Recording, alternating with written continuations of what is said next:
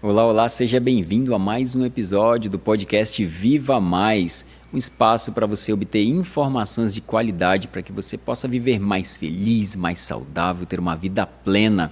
Esta é uma iniciativa do Hospital Adventista de Manaus, que este ano está completando 45 anos e nós queremos continuar cumprindo a nossa missão de salvar. Por isso, estamos aqui juntamente com vários profissionais para compartilhar conteúdos importantes e relevantes para a sua vida, porque nós acreditamos que podemos sim ter uma sociedade mais saudável. Kelly, esse episódio tá especial, hein? Tá muito especial. O tema é muito interessante. Você não pode deixar de assistir nenhum pedacinho. É verdade. Você que está assistindo a gente no canal do YouTube do Hospital Adventista de Manaus ou você que está escutando o podcast em alguma plataforma de streaming de áudio, preste bastante atenção, até porque eu tenho alguns dados importantíssimos para você. Olha só, de acordo com dados do Instituto Brasileiro de Geografia e Estatística, o IBGE, em 2030, o número de idosos no Brasil deve ultrapassar o número de crianças. A inversão da pirâmide etária do país caracteriza uma mudança de perfil demográfico e amplia a necessidade de atenção para a promoção do envelhecimento saudável. Segundo pesquisa, o envelhecimento depende de 25% da genética e 75% do estilo de vida e do ambiente. É sobre longevidade e envelhecimento saudável que nós vamos conversar hoje, não é isso, Kelly? Eu já fui adiantando o tema isso, aqui, Diego. né? Agora apresenta quem que é o nosso convidado especial. Eu tenho uma alegria de chamá-lo aqui, que não estamos presentes juntos. Fisicamente, mas temos aí o contato virtual, Dr. Luiz Sela, que é endocrinologista, e ele também tem especialização em medicina do estilo de vida. Tudo bem, Dr. Luiz? Tudo bem, Kelly, tudo bem, Diego, muito obrigado pelo convite. Para a gente é um prazer, Dr. Luiz, te receber aqui no podcast Viva Mais. Obrigado por esse tempinho para você estar aqui conosco falando sobre esse tema tão importante, tão relevante e que esses dados do IBGE, eles trazem para a gente uma reflexão muito profunda sobre o envelhecimento saudável, né?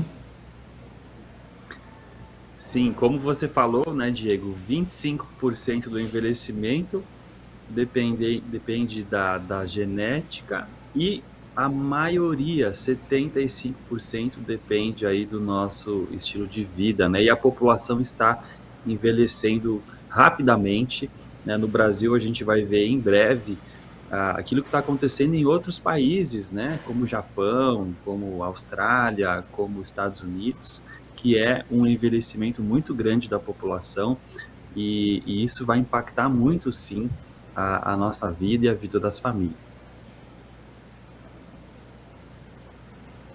Doutor Luiz, eu já vou emendando aqui uma pergunta para você, porque a gente tem muita curiosidade aqui, tem muitos questionamentos, até porque esses dados eles são impactantes e eles precisam ocasionar na gente uma reflexão, né?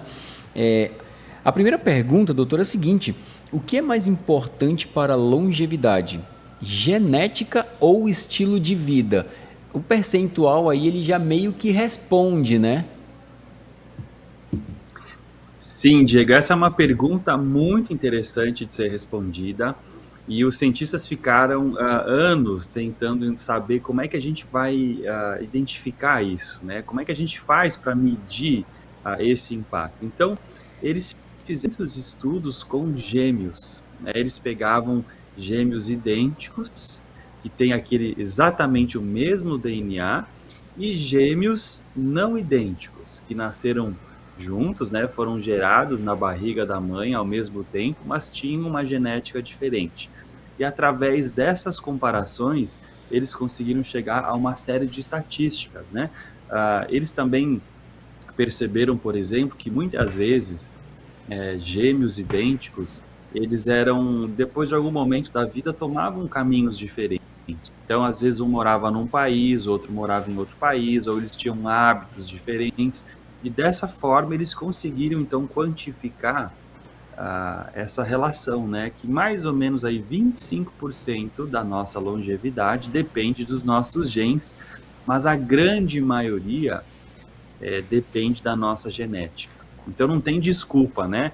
É muito comum no consultório as pessoas falarem assim para mim: ah, doutor, a minha família toda tem colesterol alto, então não tem jeito, meu colesterol nunca vai baixar. Falei, olha, eu sempre falo assim, ó, eu só acredito nisso depois que você tiver com uma alimentação perfeitamente saudável, fazendo atividade física, o peso dentro do normal. Se o seu colesterol ainda continuar muito alto, então eu vou acreditar, porque na grande maioria das vezes, essas alterações que a gente vê, elas dependem muito mais do estilo de vida do que da genética. Olha só, excelente. Agora, quais fatores são os mais importantes para se viver mais e melhor? Olha, dentro desses estudos, né, que tentam medir o impacto dos hábitos na nossa longevidade e qualidade de vida, alguns fatores acabam sendo mais importantes, né? Então, alimentação saudável é talvez um dos mais importantes. Depois, o nível de atividade física das pessoas, se elas fazem ou não exercício regularmente. Outro fator que é importante na determinação da longevidade é o peso corporal. Então, quando a pessoa está dentro do peso normal, ela tem uma proteção contra uma série de doenças. E outros dois também importantíssimos: consumo de bebida alcoólica e o hábito de fumar. Então, Diego, essas pessoas que comem direitinho, fazem exercício regularmente, mantêm o peso o ideal, não bebem e não fumam, elas tendem a viver mais do que as outras pessoas da sua região, da sua comunidade, né? E às vezes não é viver 1 ou 2 anos a mais, às vezes chega a viver 10 a 12 anos a mais, e Não é não só pouca viver coisa. mais, Não mas é viver pouca com uma coisa. qualidade extraordinária.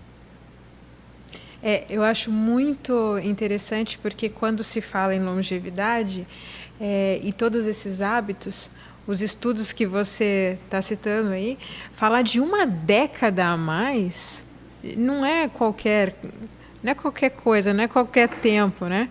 Agora, Luiz, eu também já ouvi muito falar assim, puxa, o meu avô fumava, bebia, comia carne de todos os jeitos, caça, muita gordura, e viveu até 95, 100 anos. E aí? Kelly, eu adoro essas perguntas e quando os pacientes falam isso, porque o ser humano, ele é tão danado que ele sempre está buscando uma desculpa para não ter uma vida saudável. Então, ele sempre acha uma exceção. O tio do primo, da vizinha, da amiga que mora não sei aonde, que fumou a vida inteira e nunca teve câncer. Então as pessoas pegam aquela exceção à regra e fazem daquilo a regra, né?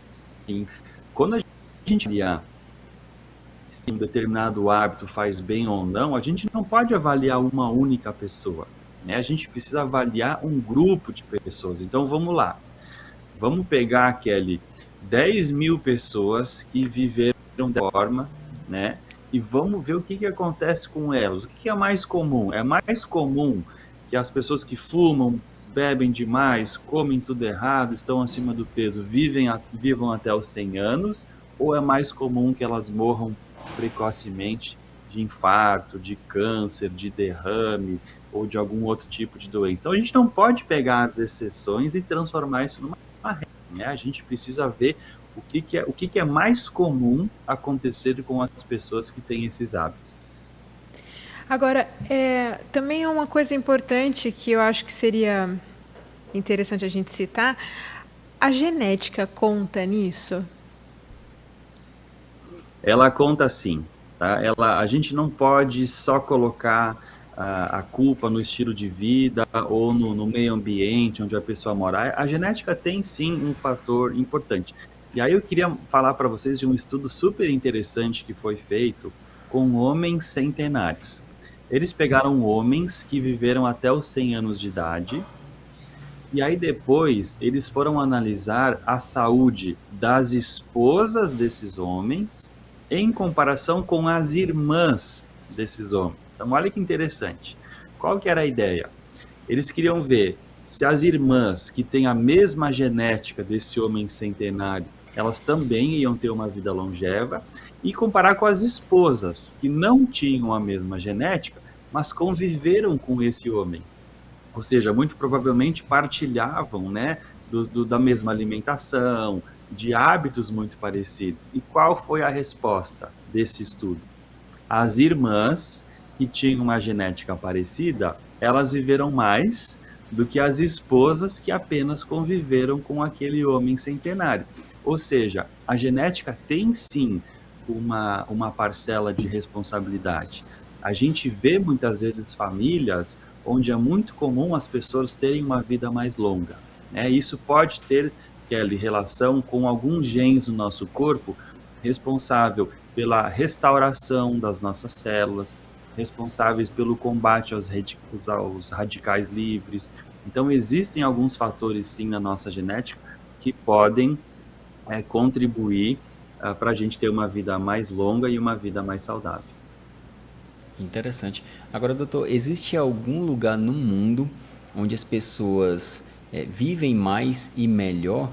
E assim, quais são as características dessas pessoas, né? O estilo de vida delas? Se existe esse lugar, né?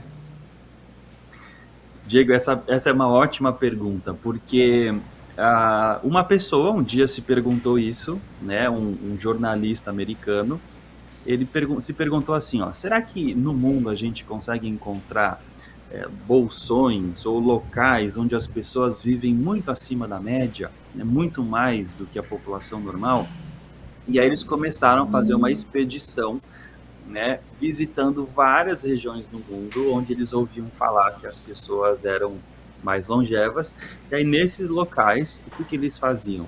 Eles iam lá na prefeitura, né, nos registros, né, para buscar de fato, né, as certidões de nascimento, para ver quantas pessoas eram centenárias ou até super centenárias, né? O centenário é o que vive 100 anos, o super centenário é o que vive 110 anos ou mais. E Super eles centenário. identificaram 5 locais no mundo, 5 locais, onde as pessoas viviam muito mais do que a média. Eram regiões onde a quantidade de centenários eram muito grandes, né? Assim, era desproporcional, tinha muita gente que chegava e passava dos 100 anos. E aí eles foram avaliar esses locais. E eles acharam um local na Itália, um local na Grécia, um local no Japão, um na Costa Rica e uma comunidade lá nos Estados Unidos. Então foram 5 locais que eles encontraram populações bastante longevas. E aí depois eles foram analisar o estilo de vida dessas pessoas, né? O que elas fazem, o que elas comem, como é que elas vivem, né? Será que é só a genética ou será que tem a relação com os hábitos? E aí, enfim, cada população tinha uma particularidade, né? Então, por exemplo, na Itália e lá na Grécia eram pessoas que viviam no campo, né, que trabalhavam na agricultura, que caminhavam muito, eram regiões montanhosas, então queria visitar um vizinho, ele tinha que subir e descer um morro, né? Tinham também um vínculo muito forte com a família. Depois eles foram lá no Japão e viram que eram comunidades que comiam muitos vegetais, tinham um vínculo de suporte muito grande naquilo que eles chamavam de moai, que eram grupos de pessoas, de amigos, né, que mantinham um relacionamento até essa idade aí de 100 e poucos anos.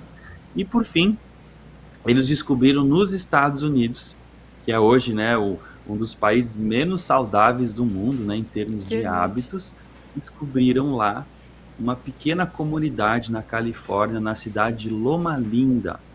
E essas pessoas viviam mais de 10 anos a mais do que os outros californianos que moravam Uau, próximos.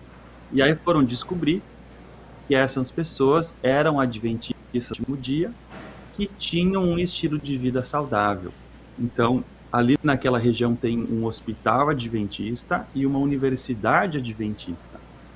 E as pessoas que trabalham no hospital e na universidade moram no entorno, né? Moram ali em volta. E se criou, então, uma comunidade adventista do sétimo dia ali na Califórnia, e essas pessoas vivem muito mais do que as pessoas que moram no bairro vizinho ou na cidade vizinha, né? Muito interessante isso. E as outras comunidades citadas, longevas, elas têm genética envolvida, mas ali em Loma Linda tem também? Isso é muito interessante, porque nessas cidades que eu falei do Japão, da Itália, são locais onde teve pouca entrada de estrangeiros ou de outras pessoas. Então, no Japão, o Japão é um local onde tem pouco estrangeiro vivendo, né? Assim, eles vivem Menos muito entre miscigenação. pouca miscigenação. Na Itália também são regiões um pouco mais isoladas, então são regiões que as famílias estão lá há décadas, né? Talvez até séculos. Agora lá na Califórnia, o que é interessante, Kelly, é que as pessoas não têm um grau de parentesco, né? São pessoas. É como se em volta aí do Hospital Adventista de Manaus, todo mundo que trabalhasse começasse a morar ali em volta. Aí um veio do Rio Grande do Sul, outro de São Paulo, outro de Santa Catarina, outro do Maranhão, outro do Nordeste, outro veio de Brasília, e todo mundo vai se estabelecendo ali naquele local, mas as pessoas não têm relação de parentesco. Então é isso que acontece lá em Loma Linda. Tem gente de vários lugares dos Estados Unidos e de outras partes do mundo. As pessoas não têm genética parecida, mas mesmo assim elas vivem muito mais do que a população normal. E aí isso nos mostra de forma muito forte que os hábitos têm um papel extremamente importante naquilo que a gente faz, aquilo que a gente escolhe no dia a dia, tem um papel importantíssimo na nossa longevidade. Nossa, então poderia dizer que tem aí um peso similar entre a genética e o estilo de vida em relação à longevidade? Não é similar, Kelly. Ele é assim, 1/4 para a genética, 3/4 para o estilo de vida, né? O estilo Nossa, de vida ele Uau! tem sim um olha, eu tenho papel mais chance. forte. Todos nós temos chances. Que interessante. O papel da longevidade, assim, fora dos quadros, né, que a gente está falando aí de genética, aqueles que não têm essa genética, tem alguma pílula, alguma medicação, algum remedinho, dá para comprar na farmácia e ser mais longevo, ter mais anos de vida, chegar perto dos 100 anos? Se preparem, se prepare para anotar a receita. Olha, você sabe que o dia que inventarem, né, essa pílula da longevidade, a indústria farmacêutica que inventar isso pode aposentar todos os outros produtos, porque esse remédio aí vai dar muito lucro. Mas eles estão tentando encontrar isso. No passado, né, teve uma tentativa chamada da polipílula, né, ou um polimedicamento. Então era como se fosse um comprimido que tivesse lá um pouquinho de remédio de pressão alta, um pouquinho de remédio para colesterol, um pouquinho de remédio para diabetes, um pouquinho de uma aspirina, né, assim como se fosse um mix, né, uma dose baixa de vários remedinhos para ver se aquelas pessoas iam viver mais. Não funcionou. Depois eles tentaram outras coisas, né? Outras combinações, outros remédios. Mas de fato, Kelly, eu acho que não vai ser encontrado nunca essa pílula mágica, esse comprimido mágico para fazer a gente viver mais. Por quê? Vou te dar um exemplo simples. Como é que a gente coloca numa pílula os benefícios do exercício físico? Quando a gente faz exercício físico, você está contraindo os músculos, você está queimando gordura, você está fortalecendo a sua massa muscular, você está acelerando o metabolismo, você está melhorando a qualidade do sono, perdendo peso, você está baixando o colesterol, baixando a pressão arterial, baixando a glicose, melhorando o funcionamento do cérebro. é, enfim, produzindo hormônios, né? A gente sabe que o músculo produz hormônios quando a gente se exercita, que tem uma série de efeitos. Como é que a gente replica tantos benefícios num único comprimido, numa única droga, numa única molécula que foi feita lá num laboratório? Não tem como. E agora, se a gente for falar da alimentação, pior ainda, né? Como é que a gente coloca num comprimido tudo aquilo que a gente tem nas frutas, nas verduras, nos legumes? Não tem como, né? Então, para mim, essa é uma busca que já pode parar, né? Não precisa nem gastar dinheiro investindo nisso, porque a gente não vai conseguir, numa única pílula ou comprimido, colocar todos os benefícios de um estilo de vida saudável. Interessante que o nome do nosso episódio aqui do podcast é O Segredo da Longevidade. Doutor Luiz, não é mais segredo, E não você tem revelou. segredo de nada, né? A Não tem gente já vem segredo falando, nenhum. a gente já vem falando a temporada inteira sobre alimentação saudável, sobre repouso adequado, sobre atividade física, sobre ingestão de água, sobre confiança em Deus, O sol, luz solar, equilíbrio, controle do estresse, né? controle do estresse. Então, gente, esquece a pílula mágica e é adotar para você essas 8 atitudes para viver mais. Ou então encapsula isso, pronto, encontramos a pílula da longevidade. Agora, doutor Exatamente. Luiz, Eu acho tão interessante porque a gente sabe o que tem que fazer, né? Assim, dificilmente alguém está nos ouvindo nunca ouviu falar sobre o exercício físico, nunca ouviu falar sobre a importância de dormir cedo, nunca ouviu falar sobre a importância de você ter uma alimentação colorida, variada, né, com bastante frutas, verduras, legumes, né, é muito difícil. As pessoas hoje elas têm muito mais informação do que elas praticam. Mas por algum motivo existe uma desconexão entre o que a gente sabe e o que a gente faz. A gente sabe o que faz bem, mas às vezes a gente não coloca em prática, né? Então eu acho que esse é o grande segredo, né? Mais do que informação, nós precisamos agora de transformação, né? Perfeito. Tá na hora da gente colocar mais em prática o que a gente já aprendeu, do que a gente ficar buscando cada vez mais conhecimento, né? Então eu acho que você que está aí nos ouvindo, nos assistindo, se você pegar o que foi falado ao longo dessa temporada, desse podcast, que você sabe sobre hábitos, e colocar isso em prática no seu dia a dia, você vai ver resultados incríveis que você não conseguiria de nenhuma outra forma.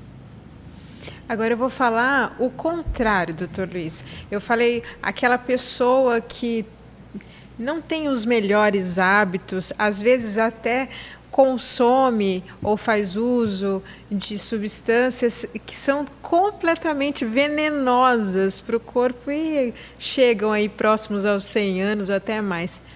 E o contrário, quem faz tudo direitinho ou procura da melhor maneira possível cuidar da sua saúde e às vezes tem uma doença bem grave ou que compromete bastante a saúde, deixa sequela.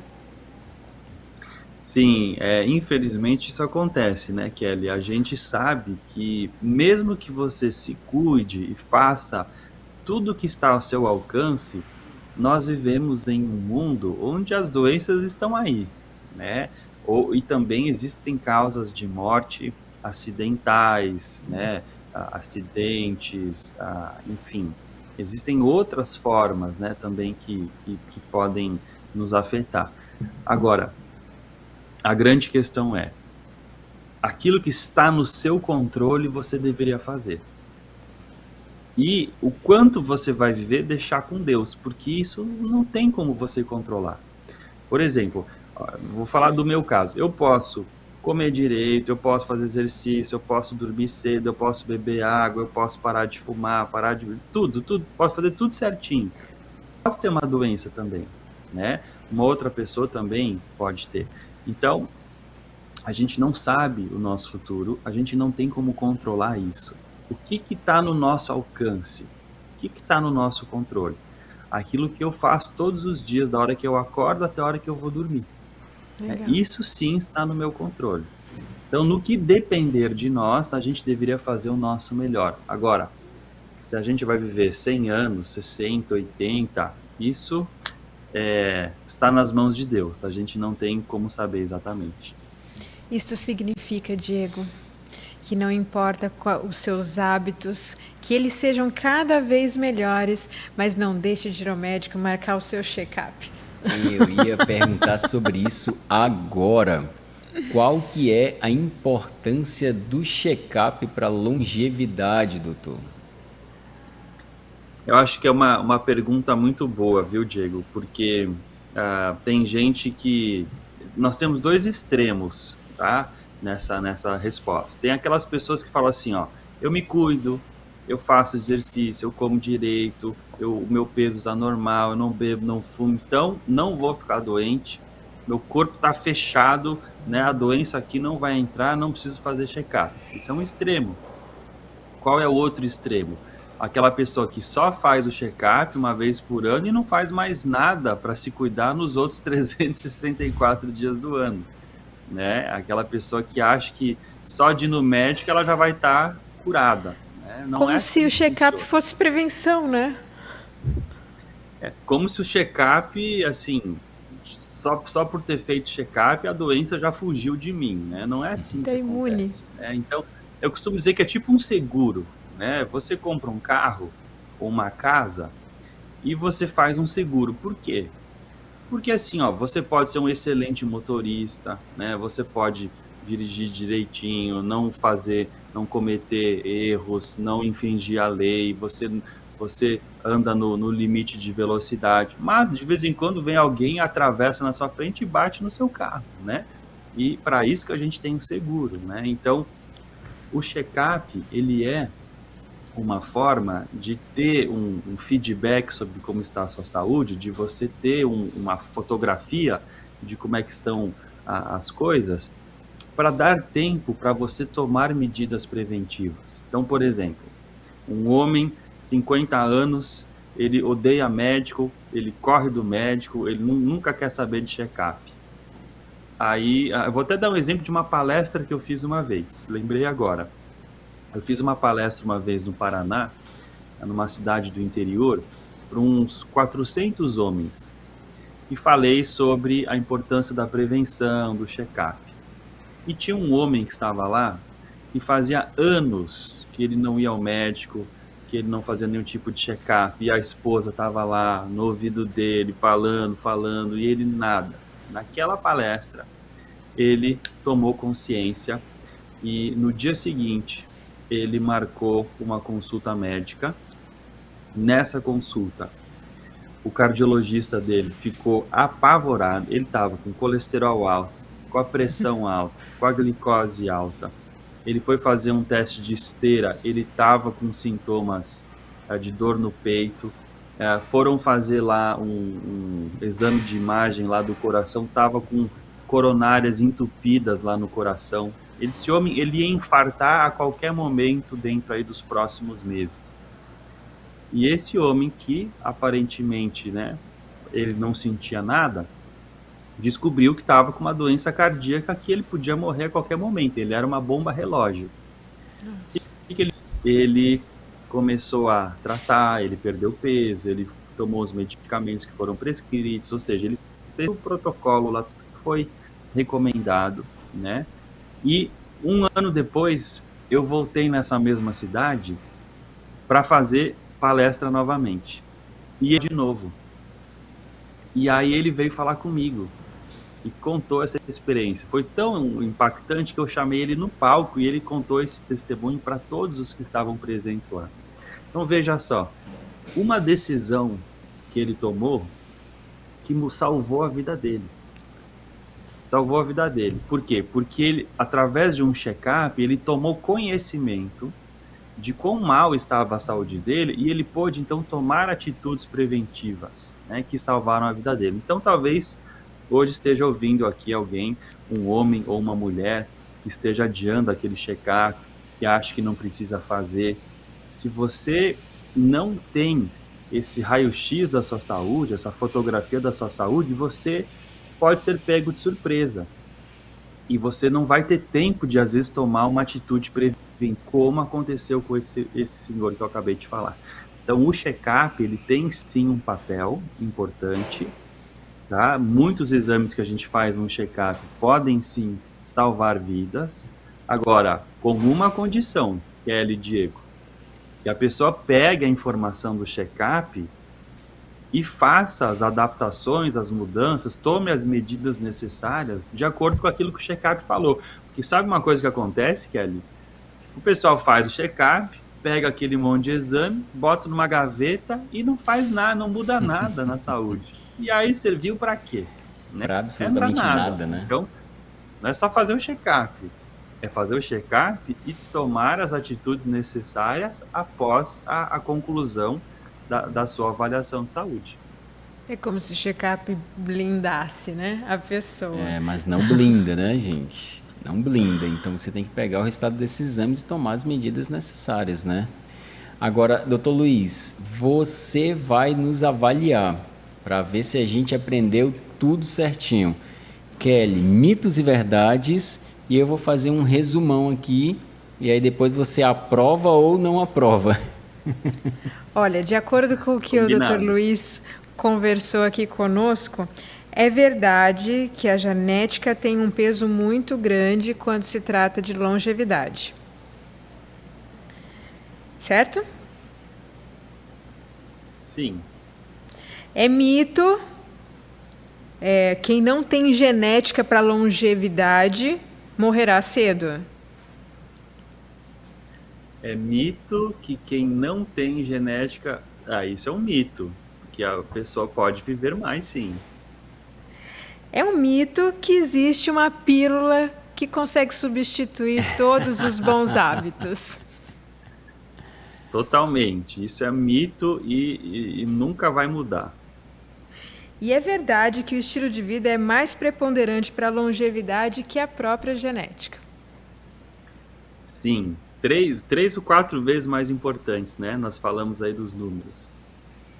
É isso. Agora eu vou fazer um resumão, para você poder aprovar ou não a gente, doutor. Vamos lá.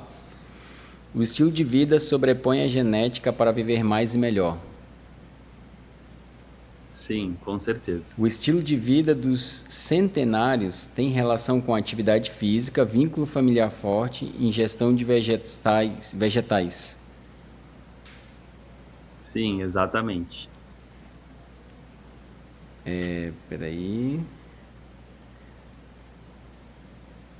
que eu digitei uma coisa aqui. Não existe pílula mágica. Para ter longevidade é necessário adotar para si as 8 atitudes para viver mais.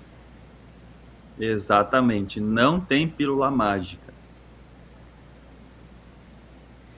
Aquilo que a gente escolhe e faz no dia a dia, né, tem um papel fundamental para a nossa longevidade. Com certeza. Saúde não depende apenas do dia que você vai fazer o seu check-up. Depende do que você faz nos outros 364 dias do ano. Excelente. Aí dá para cantar parabéns para você, muitos anos de vida, né? Se você contribui para isso. Exatamente. Doutor Luiz, muito obrigado pela tua participação aqui com a gente. O assunto foi excepcional. Com certeza teremos outras oportunidades para a gente conversar sobre isso, porque eu tenho certeza que quem está ouvindo a gente, quem está assistindo, tem muitas outras perguntas, né? Então, muito obrigado pela tua participação. Eu que agradeço pela participação, agradeço também quem nos assistiu, nos ouviu e dou aquele conselho final, né? Se cuide, né? Coloque em prática o que você aprendeu aqui, porque a informação ela não vai transformar você se não for colocada em prática. Então, a cada dia a gente tem uma escolha, uma oportunidade de decidir para quem nós vamos. Vamos para o caminho da doença ou vamos para o caminho da saúde e da longevidade? E essa decisão depende de cada um de vocês. Excelente. Excelente. Agora, ó, fecha aqui na Kelly, que eu quero fazer uma pergunta para ela. Vamos lá, Kelly. Vamos ver se você vai passar, hein? Quais são as 8 atitudes para viver mais? De olho fechado? Vai, manda. Ar. Então, Ar saber puro. respirar, beber água, ter uma alimentação adequada, expor-se adequadamente à luz solar, fazer exercícios físicos, repousar, ter o seu momento de descanso, ter equilíbrio na vida e abstinência daquelas coisas que fazem mal e, antes de tudo isso, confiar em Deus. Excelente! Parabéns, Kelly. Parabéns, Kelly. Agora, olha só. Nós estamos fechando este penúltimo episódio do podcast Viva Mais.